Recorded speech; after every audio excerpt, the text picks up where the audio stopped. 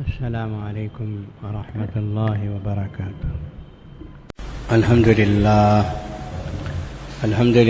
نحمده ونستعینه ونستغفره ونؤمن به ونتوکل علیہ ونعوذ باللہ من شرور انفسنا ومن سیئات اعمالنا من يهده الله فلا مضل له ومن يضلله فلا هادي له ونشهد أن لا إله إلا الله وحده لا شريك له ونشهد أن سيدنا ونبينا ومولانا محمدا عبده ورسوله قال الله تبارك وتعالى أعوذ بالله من الشيطان الرجيم بسم الله الرحمن الرحيم والعصر إن الإنسان لفي خسر إلا الذين آمنوا وعملوا الصالحات وتواصوا بالحق وتواصوا بالصبر صدق الله مولانا العظيم۔ محترم حاضرین، قرآن مجید کی جو آیت جو سورہ مبارکہ اس وقت میں نے تلاوت کرنے کی سعادت حاصل کی ہے، یہ بڑی مشہور و معروف سورت ہے، اور میرا خیال ہے کہ آپ میں سے ہر ایک کو یہ مبارک سورت یاد ہوگی۔ اس سورت کو سورۃ العصر کہتے ہیں، اور یہ بڑی مختصر سورت ہونے کے باوجود ہمارے بزرگوں نے، مفسرین کرام نے لکھا ہے کہ اپنے اندر معانی کا سمندر رکھتی ہے۔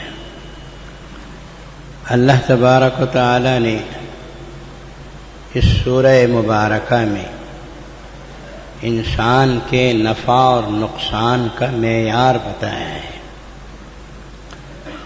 انسان کی عزت اور ذلت کا معیار بتایا ہے۔ ہم لوگ سمجھتے ہیں کہ جس کے پاس مال و دولت ہو، چمچماتی کاریں ہوں، جس کے پاس بینک بیلنس ہوں، بڑی بڑی جائیدادیں ہوں، وہ آدمی کامیاب ہے، وہ آدمی عمائدین شہر میں سے ہے، وہ آدمی تولنے کے قابل ہے، وغیرہ وغیرہ۔ حقیقت یہ نہیں ہے، حقیقت یہ ہے جو اللہ تبارک و تعالی نے اس مبارک صورت میں بیان فرمایا۔ اسی لیے حضرت سیدنا امام شافعی رحمۃ اللہ علیہ فرماتے ہیں کہ اگر اللہ ایک سورۃ العصر کو نازل فرما دیتے تو ساری دنیا انسانیت کے لیے ایک سورت ہی کافی ہوتی۔ اس پر اگر مسلمان غور و فکر کرے اور اس پر عمل کر لے تو پھر اس کی زندگی کی کامیابی کے لیے یہ کافی ہے۔ اسی لیے صحابہ کرام رضوان اللہ تعالی علیہم اجمعین جب آپس میں ملتے تھے اور جدا ہوتے تھے تو ایک دوسرے کو سورۃ العصر سنا کر جدا ہوتے تھے، یعنی اس بات کا احساس دلاتے تھے کہ ہم مسلمان ہیں اور ہمیں کامیابی حاصل کرنے کے لیے کیا کرنا ہے۔ اللہ تبارک و تعالی نے اس سورہ مبارکہ میں ایسی آخر کیا بات بیان کی ہے جو عزت و ذلت کا معیار ہے، نفع اور نقصان کا اللہ نے پیمانہ بیان فرمایا ہے۔ ذرا دیکھیے، سب سے پہلے تو اللہ تعالی نے فرمایا والعصر، زمانے کی قسم۔ زمانہ گھنٹوں کو کہتے ہیں، سالوں کو کہتے ہیں، مہینوں کو کہتے ہیں، سیکنڈوں اور ساعتوں کو کہتے ہیں۔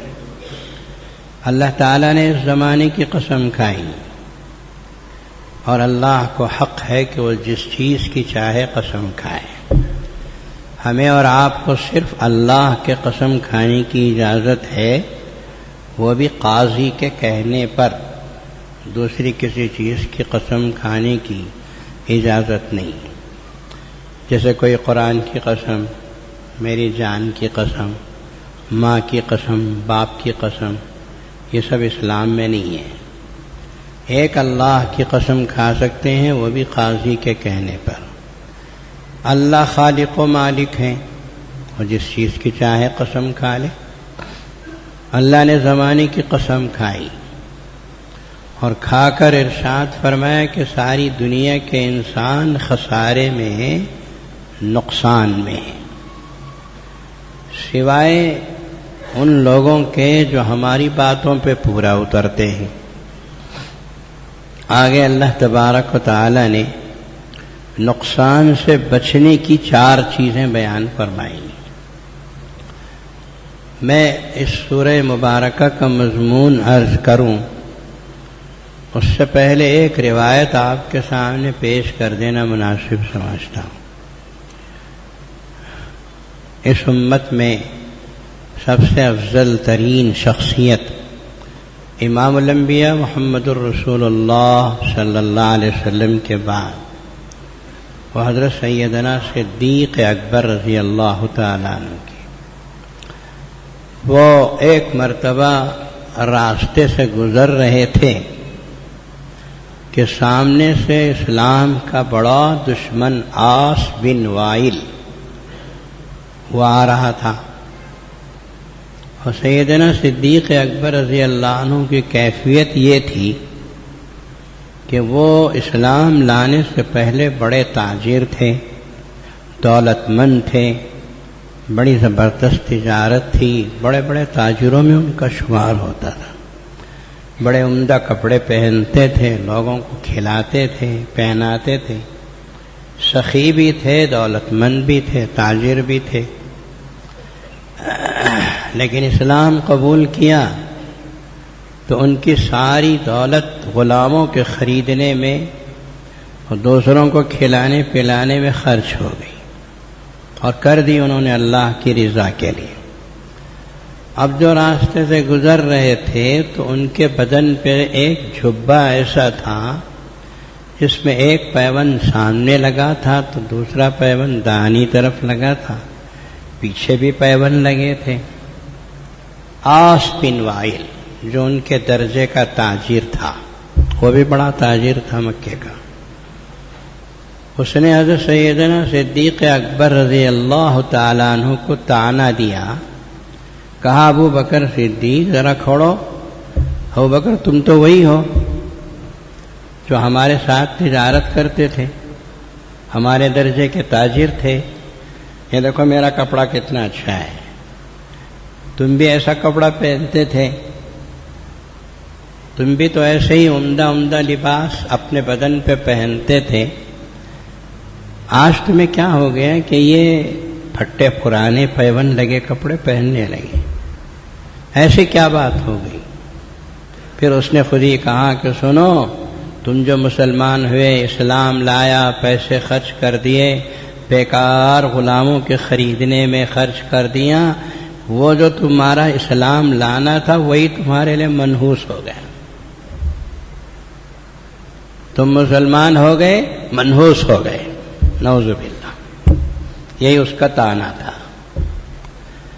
حضرت سیدنا صدیق اکبر رضی اللہ تعالیٰ عنہ نے یہ سنا۔ اصل میں عربی زبان میں جو طعنے کے الفاظ ہیں حدیثوں میں وہ بڑے سخت ہیں، میں اس کو اردو میں آپ کے سامنے بول نہیں سکتا، عربی زبان بڑی عجیب زبان ہے، اس نے طعنے جو دیے تھے وہ بڑے سخت الفاظ کے تھے۔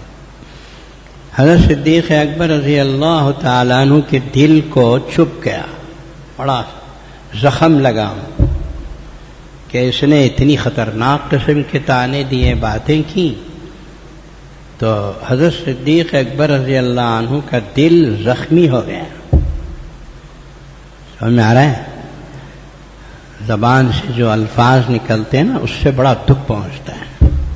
میں عموماً آپ سے کہا کرتا ہوں زبان سنبھال کے رکھو، اس لیے کہ اگر آپ کسی کے چاقو چبو دیتے ہیں تو انجیکشن، دوائیں، گولیاں 2-4 دنوں میں 2-4 ہفتوں میں زخم سوکھ جائے گا، لیکن زبان سے جو زخم لگتا ہے کسی انسان کے دل پہ وہ زخم کبھی سوکھنے نہیں پاتا۔ اس کو عربی کے مشہور شاعر نے کہا، جراحات السنان لها التیام ولا یلتام ما جرح اللسان۔ ہتھیار کا زخم سوکھ جاتا ہے لیکن زبان کا زخم کبھی سوکھتا نہیں۔ باپ نے اپنے بیٹے کو طعنہ دے دیا، ساس نے اپنی بہو کو طعنہ دے دیا، دوست نے دوست کو طعنہ دے دیا، ایک مسلمان نے دوسرے مسلمان کو طعنہ دے، جب بھی اسے دیکھے گا یاد آئے گا، وہ سکتا نہیں نا زخم، ہمیشہ زخم دل میں تازہ رہے گا۔ اس لیے زبان کو استعمال غلط طریقے سے طعنے کے لیے استعمال نہ کرنا، ورنہ تمہاری زبان کسی کے دل کے لیے زخم بن جائے گی، ہمیشہ تازہ ہرا زخم، آپ کو دیکھتے ہی یاد آئے گا، انہیں مجھے جو بولا تھا یہی ہے۔ حضرت سیدنا صدیق اکبر رضی اللہ عنہ کا دل زخمی ہو گیا، اس نے جو طعنے کے الفاظ کہے۔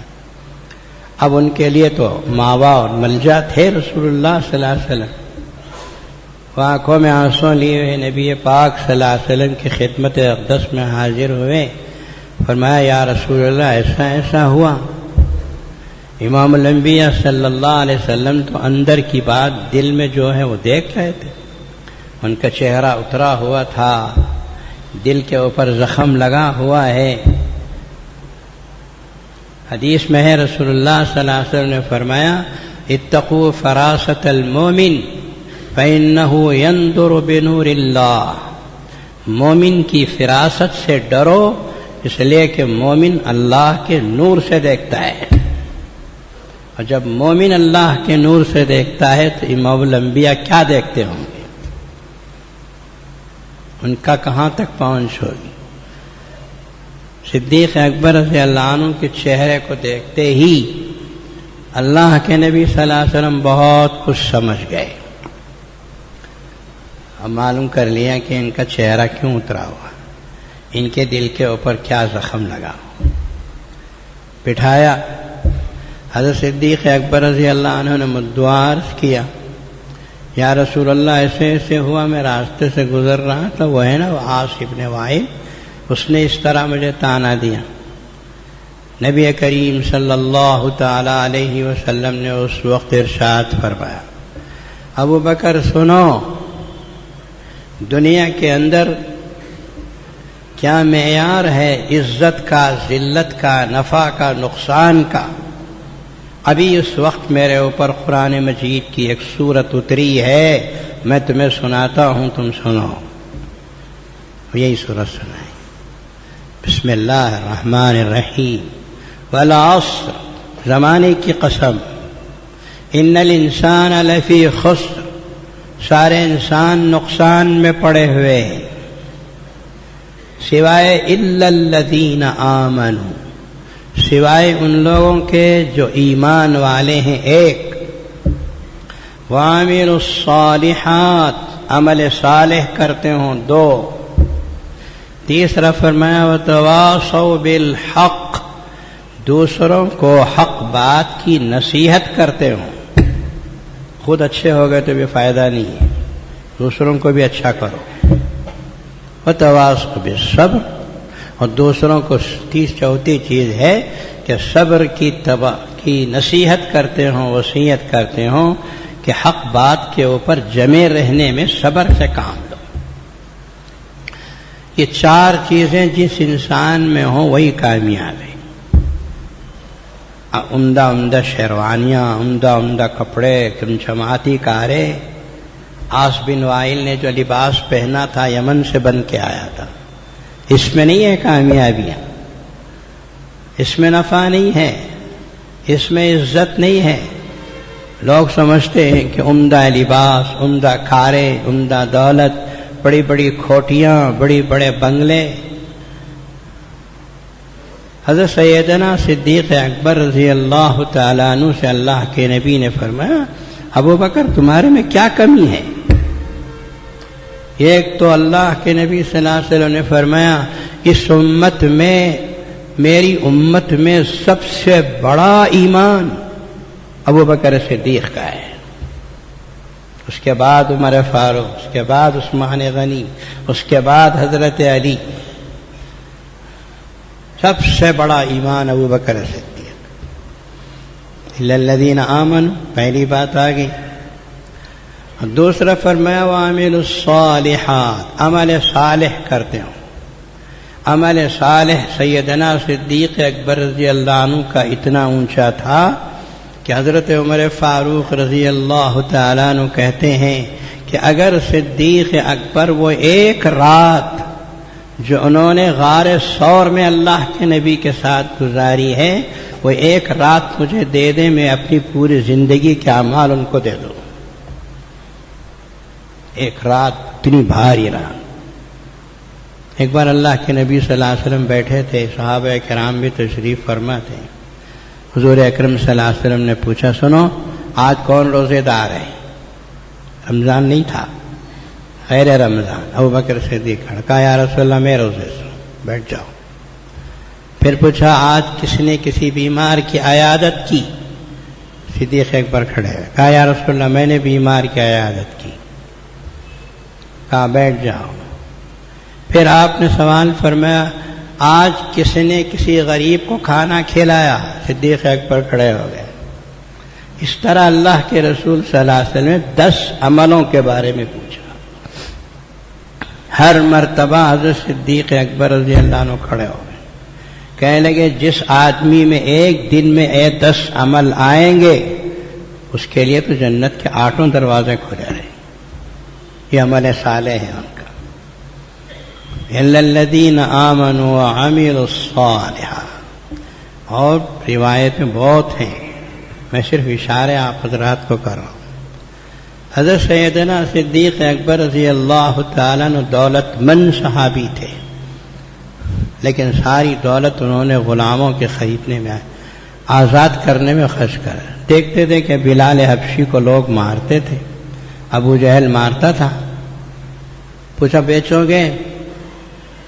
حبشی غلام کم قیمت پہ بکتا تھا، لیکن ابو جہل نے یوں کہا کہ اس کی قیمت میں 10 گنا زیادہ لوں گا، خریدنے کی ہمت ہے؟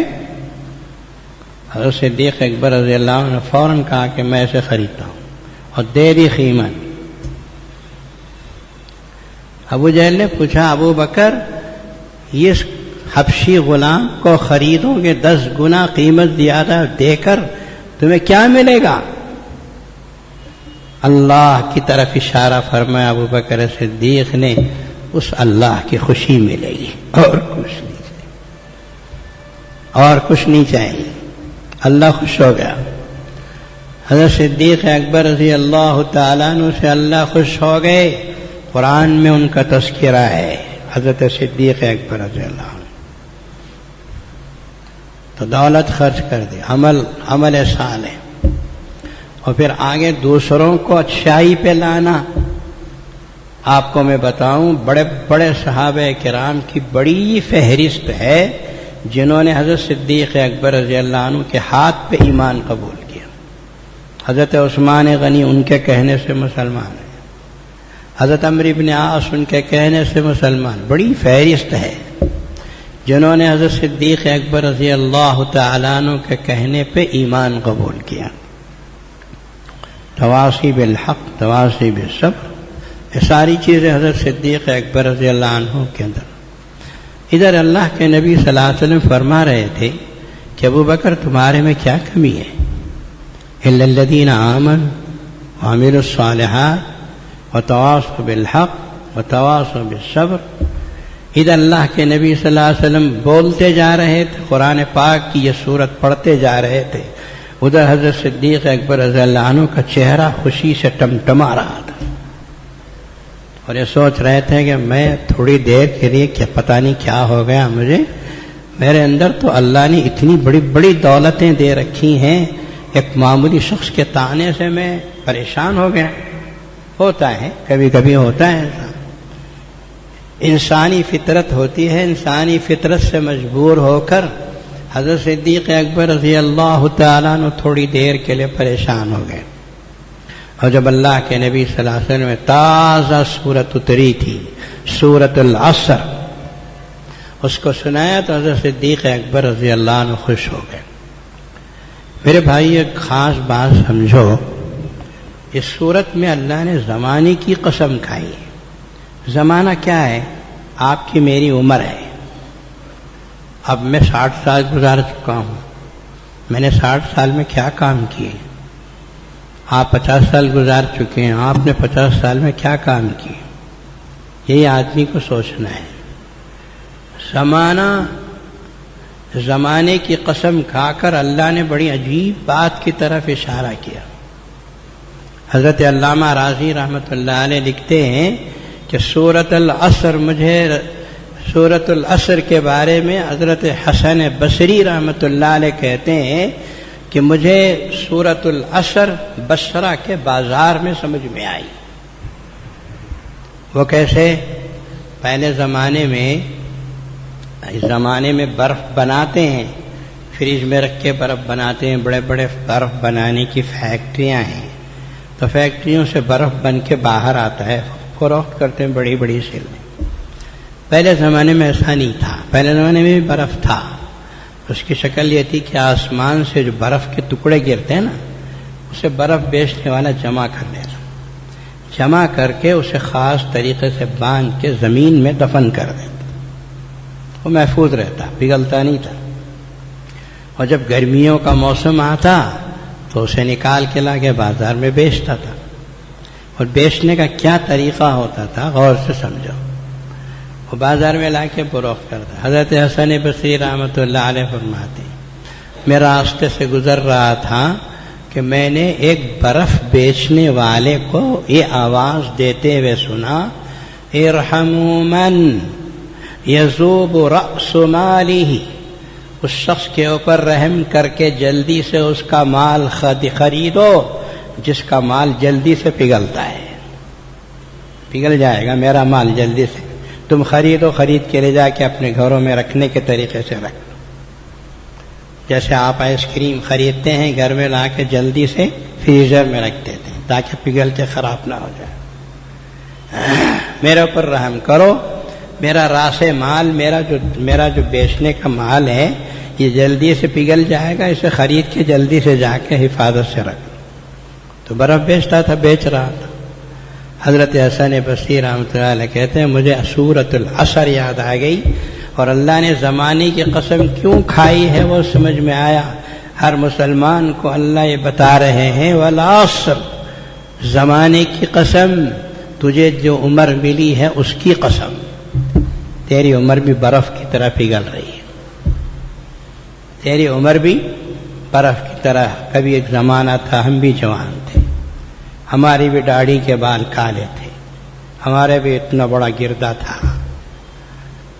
ہے ہر آدمی سوچے کبھی ہم تھے، ایسے تھے ویسے تھے، اس طرح بھاگتے تھے، اس طرح کودتے تھے، اتنا کھا کھا کے ہضم کرتے تھے۔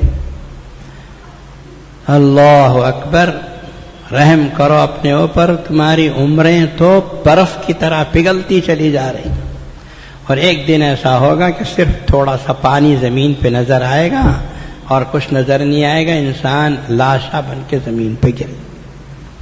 اس لیے اپنی اس عمر کو پگھلنے سے پہلے ایمان کے مضبوط کرنے پہ خرچ کرو، عمل صالح میں خرچ کرو۔ ایک خود مومن بن جانا، خود نمازی بن جانا بڑی بات نہیں ہے، دوسروں کو درست کرو۔ سب سے پہلے اپنی بیوی اور بچوں کو درست کرو، اپنی اولاد کو درست کرو، اڑوس پڑوس کے لوگوں کو بھی اچھا کرنے کی کوشش کرو۔ یہ جب تک نہیں ہوگا تمہاری نمازیں بھی ٹھیک سے کام نہیں دیں گی۔ اپنے صرف اچھے میں تو نمازی ہوں، دوسرے جائیں کوئی، یہ اسلام میں نہیں کرنے گا۔ اللہ نے یہی کہا سورۃ العصر۔ ایک مرتبہ نبی پاک صلی اللہ علیہ وسلم نے بڑی عجیب بات کہی، مشکات شریف میں یہ حدیث ہے، حضور اکرم صلی اللہ تعالی علیہ وسلم نے ارشاد فرمایا کہ ایک مرتبہ اللہ نے حضرت جبریل امی علیہ السلام سے فرمایا جبریل جاؤ فلاں جو بستی ہے اس بستی کو اجاڑ دو، ختم کرو. اچھی خاصی بستی ہے، ہزاروں لوگ اس میں بستے ہیں، بہت آباد بستی ہے. تو اللہ تعالیٰ نے فرمایا جبریل علیہ السلام جاؤ اپنا پر مارو، ختم کرو اس بستی کو. اللہ نے ایسی کتنی بستیاں ختم کی نافرمانیوں کی وجہ سے. حضرت جبریل علیہ السلام نے فرمایا یا اللہ اس بستی میں ایک شخص ایسا رہتا ہے جس نے پلک جھپکتے بھی تیری نافرمانی نہیں کی، پلک جھپکنے میں بھی تیری نافرمانی نہیں کی، اس کے ساتھ ختم کر دو. اللہ تبارک و تعالیٰ نے بڑی عجیب بات کہی، مسلمانوں غور سے سمجھو اسے. اللہ نے فرمایا جبریل جاؤ اس کے ساتھ ختم کرو، اس لیے کہ میری نافرمانی ہوتے ہوئے وہ شخص دیکھتا تھا اور اس کے چہرے پہ تھوڑی سی شکن بھی نہیں آتی تھی. ایسے آدمی کو زمین پر رکھنے کی کیا ضرورت، ختم کرو اسے. کم از کم شکن تو پیدا کرو پیشانی پہ. بیٹا نافرمانی کر رہا ہے، ابا جان نماز پڑھنے جا رہے ہیں، بیٹا جو ہے غلط کاموں میں لگا ہوا ہے اور ابا جان بیٹے قرآن پاک کی تلاوت کر رہے ہیں. بیٹا باٹل مار رہا ہے اور ابا جان جو ہے وہ کہیں جماعت میں تشریف لے گئے ہیں. نہیں، اس سے کچھ فائدہ نہیں ہے. الا الذین آمنوا وعملوا الصالحات پر اللہ نے ختم نہیں کیا. وتواصوا بالحق، اپنی اولاد کا ذمہ، بیوی بچوں کا ذمہ، اپنے اڑوس پڑوس کا ذمہ، اچھائی کا حکم کرنا، امر بالمعروف نہیں عن المنکر جسے کہتے ہیں، یہ جب تک امت میں اور معاشرے میں نہیں آئے گا اس وقت تک اپنے اعمال کے اوپر مطمئن ہو کے بیٹھ جانا یہ اللہ تبارک و تعالیٰ کو پسند نہیں. کم از کم اپنی زبان سے تو بولو. زبان سے بولنے کی ہمت نہیں ہے تو دل میں نفرت پیدا کرو. یہ ذالک اضعف الایمان، اپنے دل میں نفرت پیدا کرنا بیٹے کی بری حرکت پر، یہ جو ہے ایمان کا کمزور درجہ ہے. کم از کم اتنا تو ہونا چاہیے. یہ بھی نہ ہو تو پھر مشکل. تو میرے بھائیو اپنی عمر کی فکر کرو جو برف کی طرح پگھل رہی ہے. والعصر، بیٹا کیا کر رہا ہے؟ گھنٹوں ٹی وی کے سامنے بیٹھا ہے، گھنٹوں کمپیوٹر کے سامنے بیٹھا ہے، گھنٹوں بیٹھ کر بیکار قسم کے کاموں میں لگا ہوا ہے. عمریں ضائع ہو رہی، اوقات برباد ہو رہے. وہ وقت جو اللہ کی یاد میں گزرا، وہ وقت جو قرآن کی تلاوت میں گزرا، وہ وقت جو حدیث پڑھتے ہوئے گزری، وہ وقت جو حلال کمائی کماتے ہوئے گزرا، وہ وقت جو بڑوں کی خدمت کرتے ہوئے گزرا، ایسے اچھے کاموں میں گزرنے والا وقت اللہ کو پسند آئے گا. وہ وقت جو اللہ کی نافرمانی میں گزرے، غفلت میں گزرے، اور وہ وقت کے جو حرام کاموں میں گزرے، بیکاری میں گزرے، اس کا قیامت کے دن بڑا پچھتاوا ہوگا اور اس پچھتاوے کا کوئی مداوع بھی نہیں ہو سکتا. اس وقت آدمی افسوس کرے گا اور پریشان ہوگا اور کہے گا کہ کاش میں کچھ کرتا تو اچھا تھا. حدیث قرآن مجید میں ہے کہ اللہ تعالیٰ قیامت کے دن جب کہیں گے کہ یہ جہنم میں سے جہنم میں ڈالو، اسے جنت میں بھیجو، تو کفار و مشرکین کہیں گے یا اللہ ہم کو دوبارہ دنیا میں بھیج دے، ہم ایمان بھی لائیں گے، اچھے کام بھی کریں گے. تو اللہ تعالیٰ کیا کہیں گے قیامت کے دن وہ قرآن میں بیان کر دیا ہے، چھپی ہوئی بات نہیں ہے. قرآن مجید میں اللہ نے اس کو بیان کر اولم نعمرکم ما یتذکر فیہ من تذکر وجاءکم النذیر، کیا ہم نے تم کو عمر نہیں دی تھی؟ 60 سال 70 سال 80 سال عمر دیا تھا نا تم کو. اس میں تم کو نصیحت حاصل کرنا چاہیے تھا، تم نے نصیحت حاصل نہیں کی، اچھے کاموں میں وقت کو نہیں گزارا. اب جاؤ، اب وقت نہیں ملے گا، جو گیا تو گیا. جو چیز ہاتھ سے چلی گئی دوبارہ آنے کی نہیں ہے.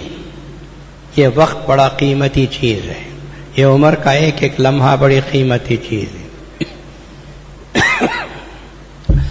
اللہ والے کہتے ہیں کہ عمر کا گزرا ہوا ایک لمحہ، ایک لمحہ، ایک سیکنڈ، ٹک، آپ اگر 1 کروڑ روپے بھی خرچ کریں گے تو واپس نہیں لا سکتے. 1 کروڑ روپے بھی خرچ کریں، یہ تو مثال ہے 1 کروڑ کی، ورنہ ساری دنیا خرچ کرے تو بھی واپس نہیں آ سکتے. اگر وہ ایک لمحہ جو ٹک کا گزرا اللہ کہتے ہوئے گزر گیا تو وہ تو کروڑوں کا ہو گیا. بیکاری میں چلا گیا تو پھر تو گیا، وہ بیکار گیا، اس کی کوئی قدر و قیمت نہیں. قیامت کے دن اللہ کے پاس اس کا جواب دینا پڑے.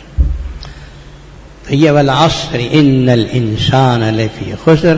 میرے بھائیو، اس سورت کو پڑھو، بار بار پڑھو، اور کوشش کرو اپنے اہل و عیال کو اس سورت کا معنی مطلب سمجھاؤ. اور ماشاءاللہ اردو میں تو تفسیریں بہت ہیں آج کل، عربی زبان ہی پڑھنے کی ضرورت نہیں، انگریزی پڑھنے والوں کے لیے انگریزی میں بھی ہے. اس کو بار بار پڑھ کے اپنی بیوی بچوں کو سمجھاؤ، اپنے بیوی بچوں کو اچھی زندگی، عزت کی زندگی، معیار کی زندگی لانے کی کوشش کرو. نفع کیا ہے، نقصان کیا ہے، عزت کس میں ہے، ذلت کس میں ہے، یہ سمجھانا ہی اصل چیز ہے.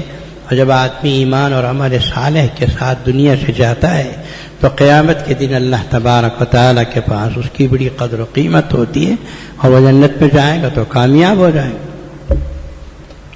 میں عموماً کہا کرتا ہوں، کامیابی کسے کہتے ہیں؟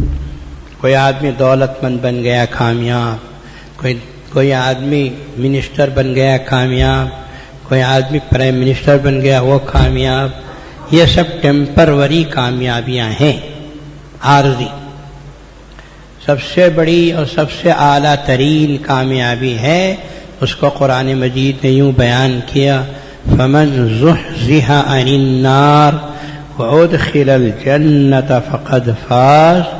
بس جس کو جہنم سے اللہ ہٹا دے اور جنت میں داخل کر دے وہ آدمی کامیاب ہے. یہ ہمیشہ پرماننٹ کامیابی ہے، ہمیشہ باقی رہنے والی کامیابی. اس لیے میرے بھائیو، ایمان و عمل صالح کرو، دلوں کو صاف ستھرا رکھو، حسد و بغض سے پاک کرو، بھائی بھائی کے جھگڑوں کو ختم کرو، بہنوں کے حقوق کو مارا ہے تو ادا کرو، اللہ کو خوش کر کے دنیا سے جانے کی کوشش کرو. یہی اس سورہ مبارکہ کا پیغام ہے. اللہ مجھے اور آپ کو عمل کے توفیق عطا فرمائے. محترم حضرات،